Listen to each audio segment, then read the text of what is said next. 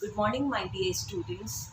Students, in this video, we are going to continue our class 9 history, chapter number 1, that is French Revolution.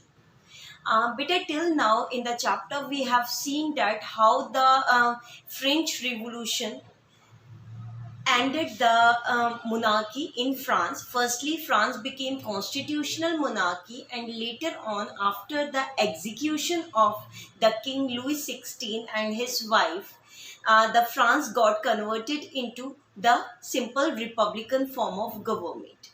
Okay, and in the previous lecture, I had told you that how republican form of government came and the amendment was done in the constitution, according to which now the all the men of the age 21 or above, irrespective of their property, got the right to vote. सो बेटा ये election होते हैं and after this election, इससे पहले तक क्या था, the people got the right to vote on the basis of property, means wealthy class got the power. लेकिन अब क्या होता है, after the when the France became republic and the king got executed, now the power was taken by the middle class. Okay, and they gave the voting right to all the people, all the men especially of 21 or above, irrespective of the property. अब इसके बाद क्या होता है, the election took place after the ending of the constitutional monarchy. In this new election, the government which was established was that of the Jacobin government. अभी इससे पहले मैंने आपको जेकोबिन क्लब के बारे में बताया था. Jacobin club consist of the people of the fourth state, जिसमें जो है शॉपकीपर्स हो गए, आर्टिजन, वर्कर, जो बहुत पैसे वाले लोग नहीं थे, they were the member of the Jacobin club. So when the election took place, these Jacobin club members contested the election and fortunately they won the election. And so after the election, Jacobin government came to the power. And the head of the government was Robespierre. Okay, so from here we are starting our topic number 3.1, that is reign of terror. Reign, REIGN, reign का मतलब होता है बेटा ruling period. Rain of terror, terror means डर, डर का period था ये पूरे एक साल का. This 1 year period, this is from 1793 to 1794. This period of the Jacobin club was said to be the reign of terror. Now you will ask what happened that the period known as the Jacobin, known as the reign of terror. But the reason was that the head of the government जो था, the name was Robespierre. So Robespierre implemented his policies so restlessly, so severely.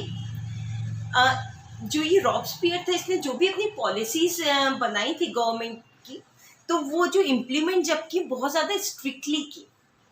And the people whom he considered to be the enemy of democracy, of republic, जिसको भी वो समझता था कि Republic का enemy है, चाहे उसमें एक्स नोबल पर्सन हो, फर्स्ट एंड सेकेंड स्टेट के लोग, ठीक है, एज एक्स नोबल मैन हो या फिर क्लर्जी क्लास हो, or the people of other political parties, or even the members of his own political party, whomsoever he considered to be the enemy of the republic.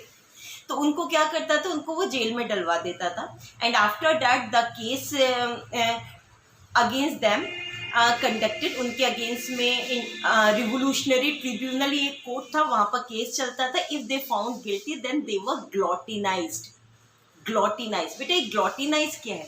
ग्लोटिनाइज is the punishment in which a person was beheaded. उसका सर अलग कर दिया जाता था. ये doctor गुलेटन थे, उन्होंने एक मशीन बनाई थी, ठीक है. उसमें क्या होता था, इस तरह से सर रखा और नीचे ब्लेड होता था, ऊपर ब्लेड होता था, ऊपर के ब्लेड से बीहेडेड कर दिया जाता था, ठीक है.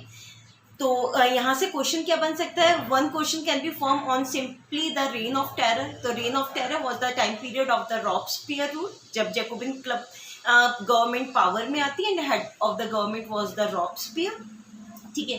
तो उसके बाद हम इसको डिस्कस भी कर लेंगे, what were the laws made by the Robespierre, that we will discuss later on. Firstly I am telling the answer of the question,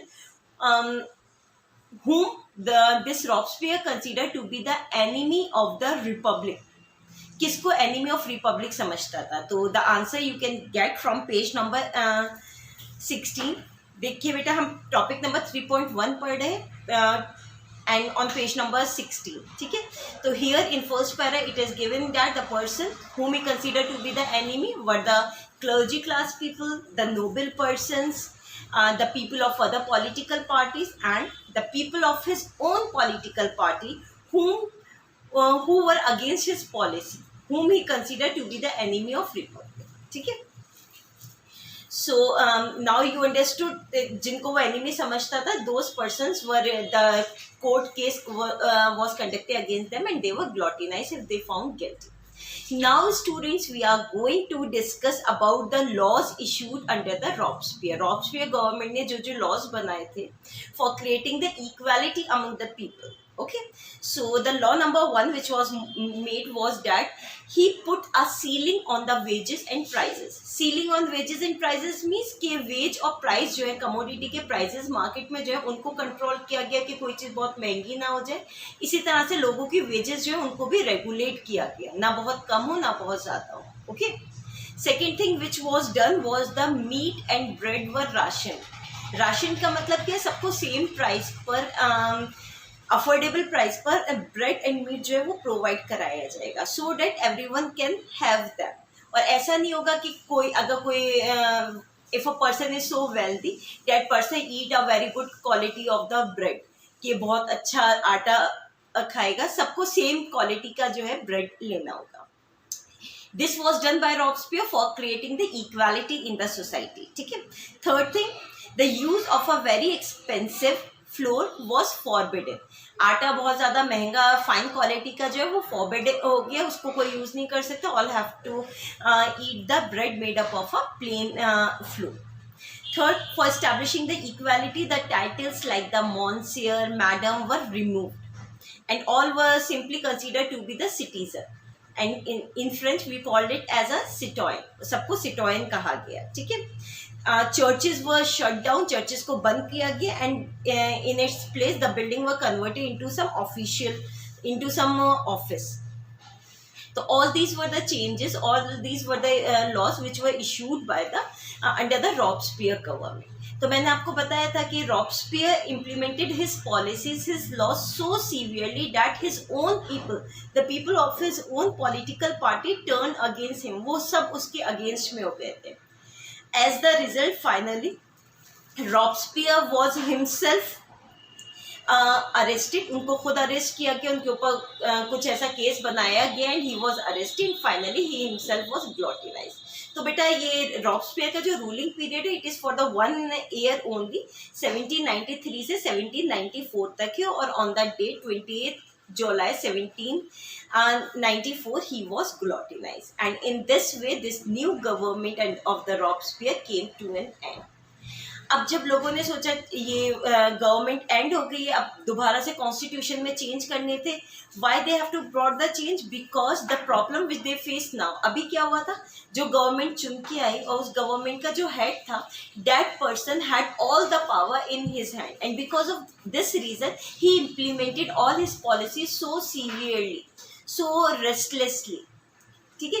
अब ये सोचा गया we have to do the certain constitutional amendment, जिससे क्या हो कि power किसी एक के हाथ में ना हो. The power do not gate concentrated in the hand of one person, it should be distributed so that no one can misuse the power. So finally, after the end of this republic, new government came to be established in France, and that was the Directory rule. Okay, this is your topic number 3.2, directory rule in France. बेटा ये directory rule में क्या होता है, constitution में थोड़े से amendment किए गए, and according to this amendment again the voting right was secured for the propertied man. अभी तक इससे पहले वाले में क्या हुआ था, जो अमेंडमेंट हुए थे सब मैंस को दे दिए गए थे respective of the wealth and property. Now again the property right was given, the voting right was given to the propertied man. दोबारा से पावर जो है किसने अपने हाथ में ले ली थी, the wealthy class grab the power again in its hand. तो दोबारा इलेक्शन होते हैं, इसमें प्रॉपर्टी मैन जो होते हैं वो वोट करते हैं. और अब जो अमेंडमेंट होता है, अकॉर्डिंग टू दैट अमेंडमेंट क्या था, वोटिंग के through legislative assembly, legislative council select करनी थी. 2 legislative councils were elected. Legislative council law making body, जैसे पहले नेशनल असेंबली थी ना, एक थी, तो अब जो है 2 लेजिस्लेटिव काउंसिल वोटिंग के थ्रू, पहले जो है वोटिंग राइट किसको दिया गया, वेल्दी पीपल को दिया गया, वो वोट करके किसको चुनेंगे, दे elect the legislative council, 2 legislative council, and then these legislative council voted for the executive जो implement करे। और ये executive body जो थी, इसमें कौन थे, it consists of a 5-member committee which came to be known as the directory rule, जिनको डायरेक्टरी कहा जाता था। ये 5 मेंबर की कमेटी होती थी, it was the executive body जो लॉज को इम्प्लीमेंट किया करती थी। ओके, लेकिन इसके अपने अलग डिसएडवांटेजेस थे। व्हाट वर द डिसएडवांटेजेस, ये बनाई डायरेक्टरी इसलिए गई थी 5 मेंबर की कमेटी, पहले रॉबस्पियर के हाथ में सारी पावर आ गई थी, उसका डिसएडवांटेज ये हुआ था, he use the power in the way he want. So for stopping this concentration of power in the hand of one, they divided the power among the 5 members and give it the name of the directory rule। ठीक है, लेकिन अब यहाँ पर क्या हुआ था, these directory people, these 5 members keep on clashing among themselves on taking the decision। अब कोई भी डिसीजन लेना होता था, ये आपस में ही क्लैश करते रहते थे। because of all these reasons, again the political instability arise in France, फिर से पॉलिटिकल इंस्टेबिलिटी हो गई थी, क्योंकि डिसीजन लिए ही नहीं जा रहे थे, काफ़ी टाइम लग रहा था। These directory people, these 5 members committee keep on clashing among themselves. As the result of जो देश में प्रॉब्लम चल रही थी, like that of the food crisis, economic problem, they were also going on. अब सोचा गया अब ऐसी सिचुएशन में क्या किया जाए। Finally they took up the help of the military. जब कंट्री के अंदर सिचुएशन आउट ऑफ कंट्रोल हो जाती है, in such a situation the help of the military is taken.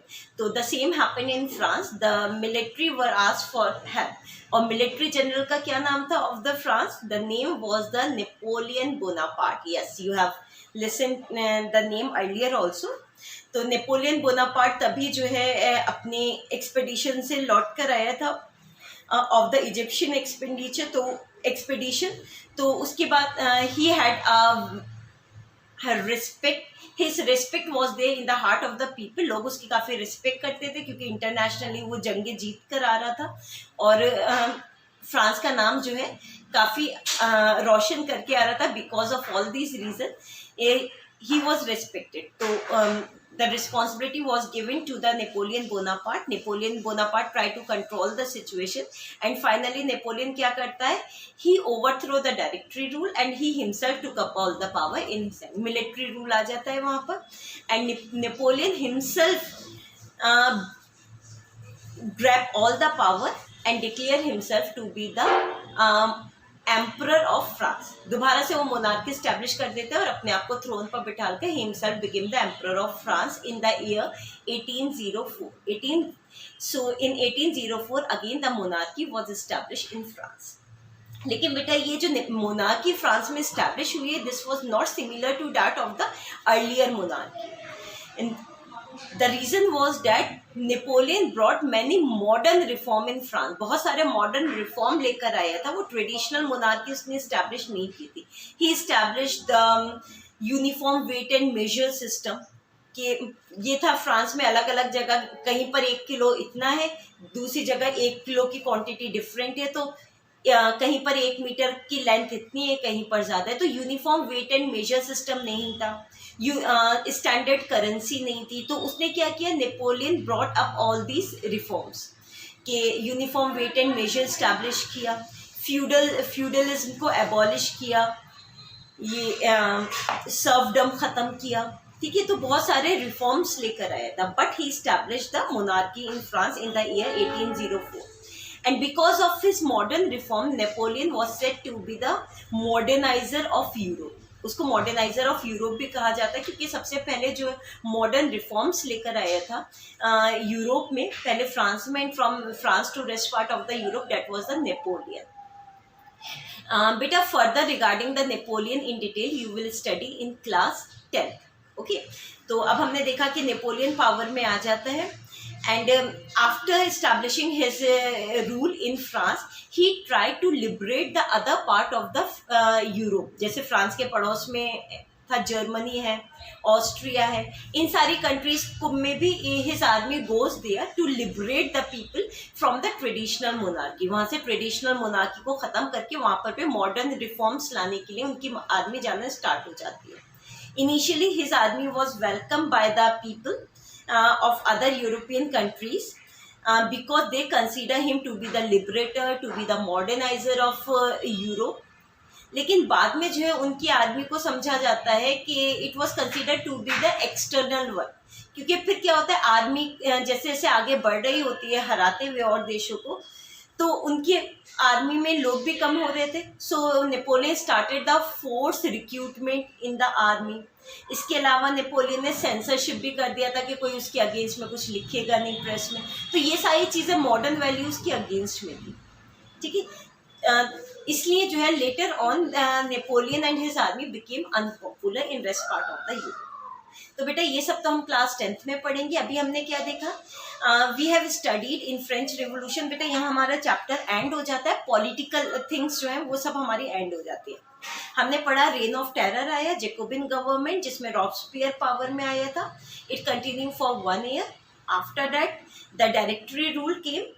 Directory rule में क्या होता है, 5 मेंबर एग्जीक्यूटिव कमेटी होती है, ठीक है। पहले वोट होगा, वोटिंग राइट वेल्दी पीपल को था, वो वोट करेंगे लेजिस्लेटिव काउंसिल के लिए। लेजिस्लेटिव काउंसिल जो थी वो 2 इलेक्टेड बॉडीज थी and this legislative council vote for the directory. लेकिन डायरेक्टरी में आपस में ही काफ़ी डिस्प्यूट्स रहते हैं। Because of this the military rule was establish, Napoleon came to the power. यहाँ पर हमने पॉलिटिकल हिस्ट्री फ्रांस की यहीं तक हमें पढ़नी है। Here are political history of French revolution ended. अब हम थोड़े से सोशल रिफॉर्म्स नेक्स्ट वीडियो में देखेंगे। जैसे टॉपिक 4 में है कि वीमेंस का जो है क्या रोल था रिवोल्यूशन में। इसके अलावा स्लेवरी जो है वो एबॉलिश हुई नहीं हुई, every day of the people, how it got affected by the revolution. All these things we study in the next video. Okay, thank you.